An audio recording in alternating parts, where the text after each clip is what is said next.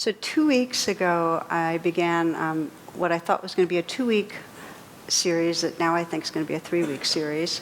And it's based on a story from the Upanishads about a young Indian man named Nachi. And Nachi, for those of you that are tuning in fresh, got into a conflict with his father, and his father publicly rejected him, saying, I give you to the Lord of Death. And he kind of, basically said, go to hell, So Nachi went searching out Lord Yama, the Lord of Death, and he found his place, his kingdom, and endured a lot of pain and hunger and fatigue. Lord Yama wasn't there. He, for 3 days and 3 nights, waited for the King of Death to arrive. And when Lord Yama got there, he was so impressed with this young man's sincerity and commitment that he offered to grant him 3 boons, 3 gifts that could support him on the path. And now, just to keep the bigger frame in mind, when Nachi chose his 3 gifts, he could have anything. He chose them when he was in the face of the Lord of Death. He was facing impermanence. He was recognizing the truth that this life is fleeting and that it's precious. And that wisdom guided him. And his first boon, the first gift that he asked for, was the gift of forgiveness. He wanted to have a forgiving heart so that he wouldn't carry that armoring of hatred and blame towards his father, or towards anyone. So much in the way that if we were attuned and we were in some way getting it, that, wow, this might be the last time I ever see this person. I could die tomorrow. This person could die tomorrow. How quickly we would drop at least many layers of our resentments and blame. So it was that Nachi asked for that first gift, and he was granted it, the gift of forgiveness. Tonight, in this class, we're going to be exploring the second of the gifts, which is called the gift of inner fire. And if we cover that and we have time, then we're going to explore the third gift, which is called the mirror, where Nachi asked that he could actually realize the truth of who he was, come to realize reality. But we might have to wait for next week for reality. We'll see. So the inner fire. First, what is this inner fire? And I think of it as the energy that moves us on the path. And it comes from some very pure experience of love, of loving life, of loving waking up, of loving freedom, that you wouldn't be here, you wouldn't be listening if there weren't something in you that's energetically alive, that has this calling to experience something deeper. It's not like we practice mindfulness. We wouldn't practice coming back to the breath if it was for the sake of some skill in staying with the breath. It's because something in us really longs for more presence. We want to really live our life more fully and love more fully. And we sense that this capacity to come back into the moment is intrinsic to having more moments of real life through our day. So the inner fire is that deep yearning or urge for freedom, for homecoming, that moves us on the path. And it's the same, I think of it as really the same energy that makes a plant want to flower, or an acorn turn into a tree, that we yearn to experience our full potential. We want to be all that we can be. And as we've discussed in here before, I think a lot of our suffering is this sense of how we're holding back from really living from the heart that we know is here. How we move through the day and we hold back our loving.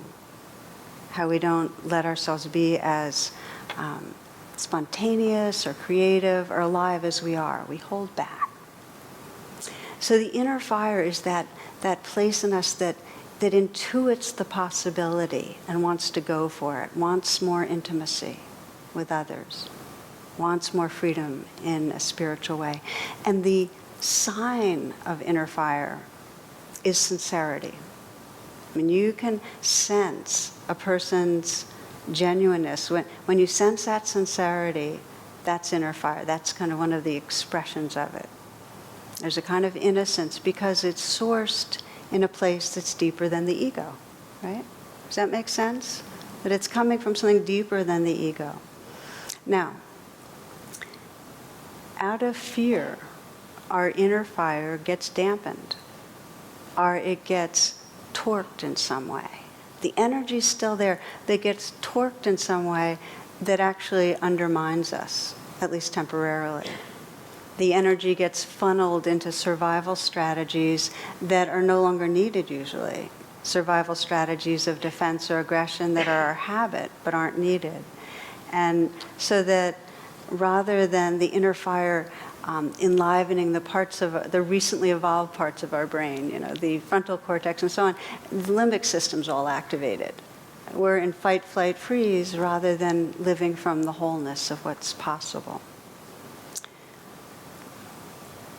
There's a line from Robert Frost that goes, "Something we were withholding made us weak until we found it was ourselves." So our suffering, when we're suffering, it's because in some way we're living from an experience that's smaller than the wholeness of who we are. We're holding back from inhabiting that fullness. There's a story I ran into last month from the Jewish Hasidic tradition that I wanted to share with you. And in it, Rabbi Zusha, I think I'm pronouncing wrong, Zusha? I'm not sure. A pious and revered sage was lying on his deathbed and he was weeping. And his students stood by him perplexed. "Rabbi, why do you weep?" one of them ventured to ask. "Surely if anyone is assured a place in the kingdom of heaven, it's you." The sage turned his head towards beloved students and began to speak softly. "If, my children, when I stand before the heavenly court, I'm asked, 'Zusha, why are you not a Moses?' I shall have no hesitation in affirming, I was not born a Moses. If they ask me, 'Why then were you not an Elijah?' I shall speak with confidence, 'Neither am I Elijah.' I weep, friends, because there is only one question that I fear to be asked. Why were you not Zusha?" Do you understand? Yeah. That we're each this unique expression of the sacred, of awareness, and that if there's an invitation on the spiritual path, it's to be willing to unfold all that can be, that particular expression of the sacred. And we end up feeling a sense of disappointment when we sense that we're not. And it's the inner fire, that soul's longing that moves us towards it.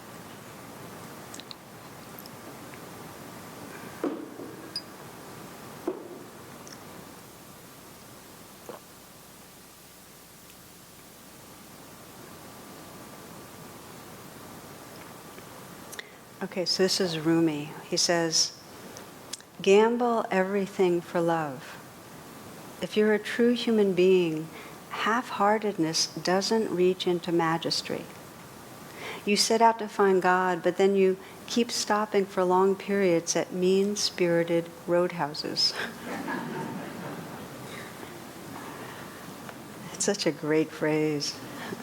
You keep stopping for long periods at mean-spirited roadhouses. So I just want to take a little bit of time to look together at, just so we can reflect in our own lives of how do we hold back? How do we get waylaid?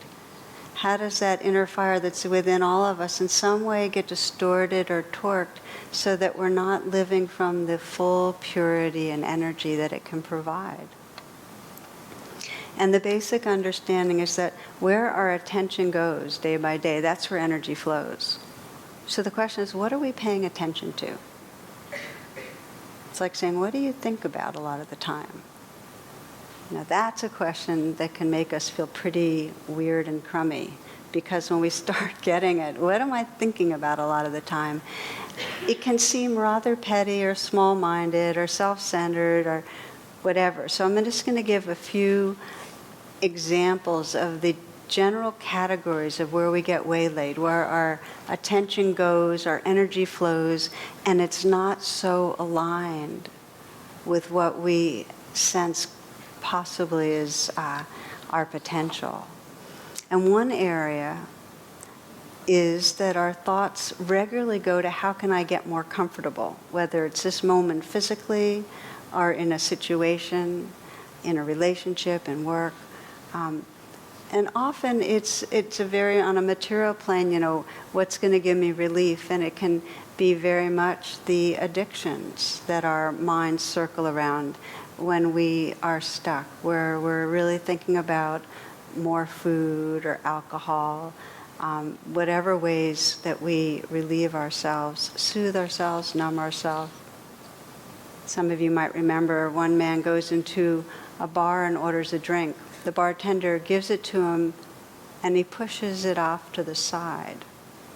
Orders another drink. The bartender serves it. This time he drinks it. So the bartender says, "What gives?" And the man explains, "Well, I go to AA meetings, and I hear regularly, it's the first drink that leads to trouble."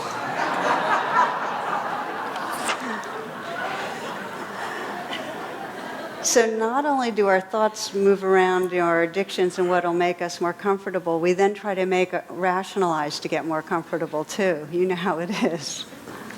So we also are fixated, our minds get fixated in addictive thinking, and we're constantly trying to figure things out and control things with our mind, kind of observing from a distance what's going on. And so that rather than entering into our feelings and our emotions, a lot of it is trying to plan and worry and strategize. Even in spiritual life, rather than just sitting and opening and meditating and being with what's in the moment, we'll be thinking about spiritual practice or reading a book about the path. One person put it this way: it's a bit like Zen and the art of reading all the books about Zen. Third area. We are mentally paying a lot of attention to what kind of ways people are reacting to us. A lot of our moments are oriented around trying to get from others a certain kind of response, which is usually approval or respect, getting a response that'll help us to feel safe and cared about. So there's a description of a dinner party that goes like this. It says, dying begins at birth, it accelerates at dinner parties. So what happens when we are in a social situation and in some way we are orienting ourselves to get a response from other people, in other words, we're presenting something, is that it interferes with that deep yearning that we all have to be real. It's such a deep yearning that we can just be our natural selves and relax and know that that naturalness is accepted and loved. We have this yearning to be free and spontaneous. And it's those fear thoughts, will I be okay? Am I going to be enough? That get in the way. I read an article recently about some experiments in a laboratory. They had rat pups, and they would watch the little rats playing, and they play a lot. Rats really like to play. And then they would introduce one hair from a cat's fur into the cage or whatever it is, one hair, and never again would those rat pups play in that free, spontaneous way. And there's something about that that really struck me. The article's called "What's the Cat Hair?" Like, can we be in a situation and really get what's the fear in there that's preventing me this moment from really just being at home, is what it comes to. Free to play, free to serve, free to love, free to be. Okay, so that's another way that we get waylaid by all of our thoughts on how to present.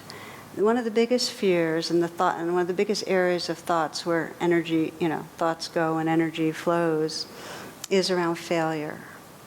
That's the big one that leads us to striving and trying to fix situations and make things look good.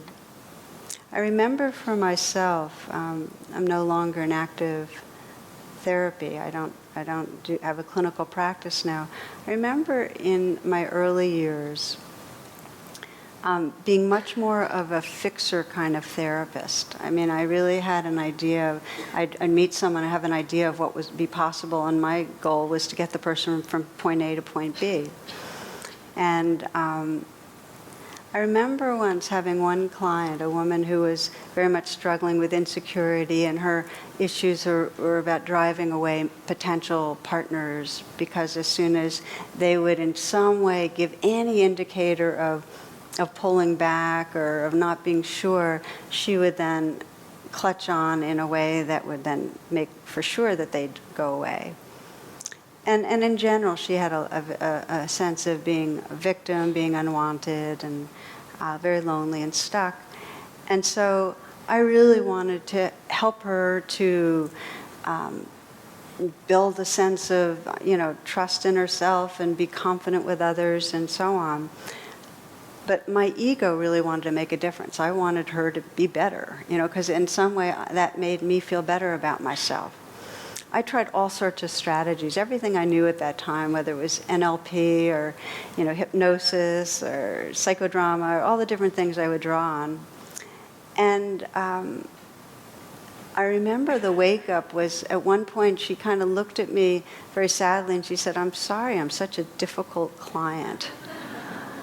And I realized that she and I were both buying into this thing of something was wrong with her, and we were trying to change her, and she was failing in therapy. And that came from my fear and my ego need to have something work. I needed to not feel failing myself. It was really very valuable, because that was the hair. That was the cat's hair. And when I could see that, it was my own fear of I was going to fail, I wasn't going to help her, my need to make a difference. When I could be with that myself, then there was a quality of presence and much more creativity that I think allowed her to find in herself a sense of confidence and okayness that wasn't possible as long as we had a shared agenda that she was supposed to change. I don't know, I hope that resonates for you, because there's something really powerful about how if the inner fire is coming from this pure sense of, and for me, underneath my ego's wanting to be a good fixer therapist, underneath it was this yearning just to be in this field, transformational field together, and just be awake and loving, and really trust in that, and trust in the person's capacity to wake up. It got me back down to that purity by seeing the effect of when the inner fire was torqued some. So one of the cat's hairs is this sense of this fear that we're going to fall short, and it really binds up that inner fire. When we're afraid of our deficiency, it's very hard to feel that purity, that longing for freedom. I remember, it was about 10 years ago, the Washington Post had a T-shirt award, and the winner was, "I have occasional delusions of adequacy." So there's the fears and how they get in the way from the inner fire, and they can do it for days and weeks, and they can do it for a lifetime.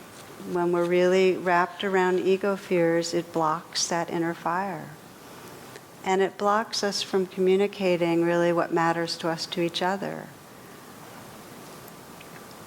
One woman described her time with her dying father.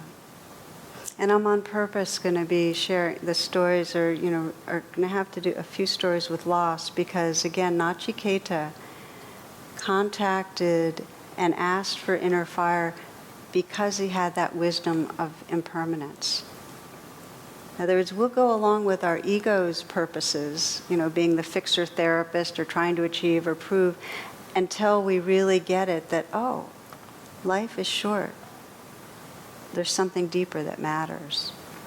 Well, for this woman, when she was with her father, he had been a larger-than-life figure for her, and well known as an architect, designed buildings and urban centers, many praised pieces of work. And he was a workaholic. He was always, always busy and out there. And they had a very kind of distant relationship because his work was the focus and center of his life. And it caused her a lot of pain and inner work that she didn't feel so much like she mattered. So, but at the end of his life, they started spending quite a lot of time together.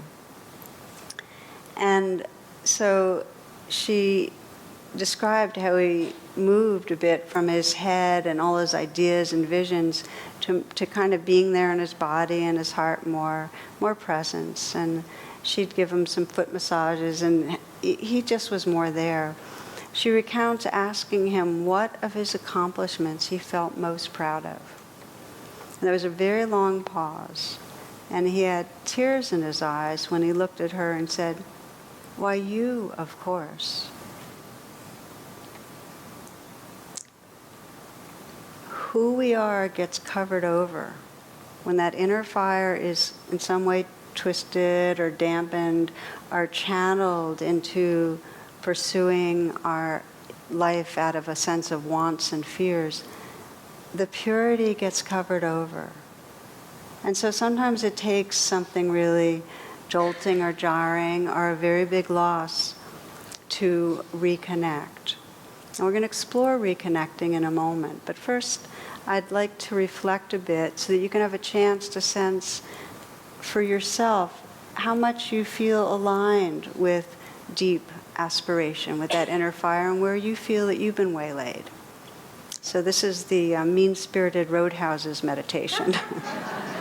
Okay? So if you will, to take some moments to set yourself for the first of, we'll be doing two reflections. One is how we get waylaid, and one is how we connect.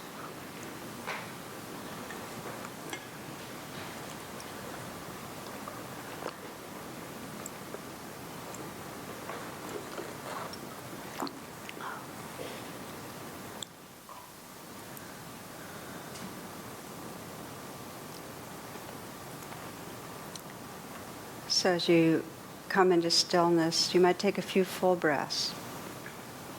And again, just collect your attention with the breath.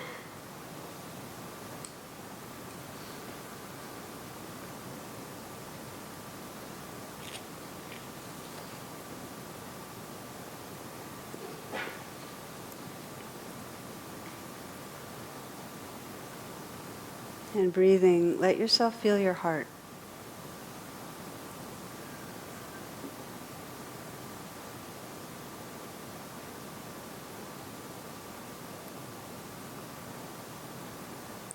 And take some moments to consider the parts of life that you know matter. At least your mind really values it, even if day by day you don't live close to it.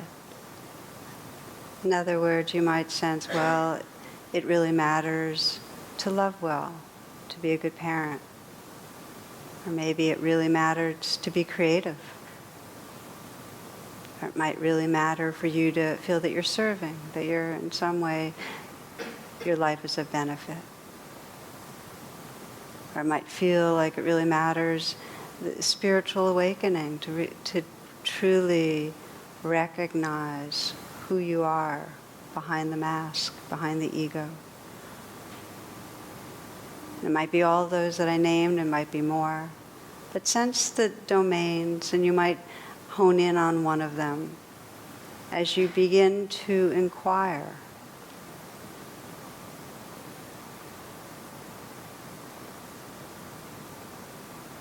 How do I hold back?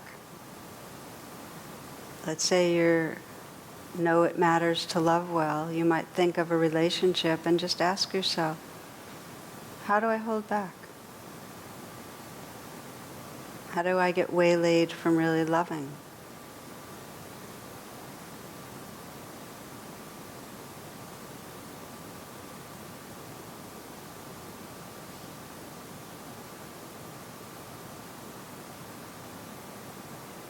Where is my attention going, my energy flowing instead of loving? Or it might be that you value creativity, but you never seem to get around to it. What's going on? What's holding you back? Where is the attention going and the energy flowing instead of creativity?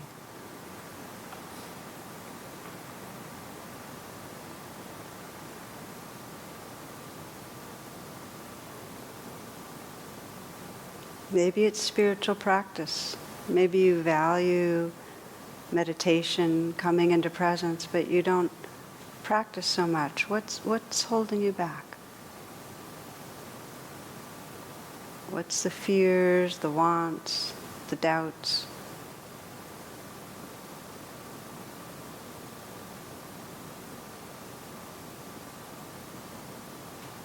See if you can be reviewing this and investigating without any second arrow of judgment. And if there's a second arrow going on right now, see if it's possible for you just to notice it and with a kind attention, let it be relaxed some.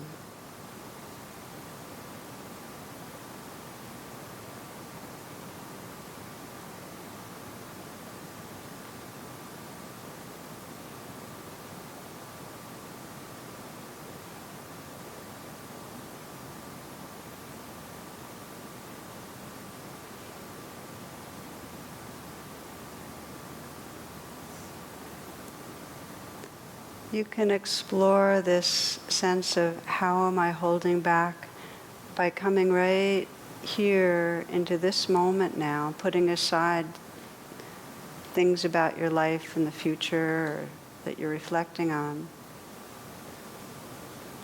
And just sense what's going on right in the moment, the feelings in your body, in your heart, the breath, the sounds.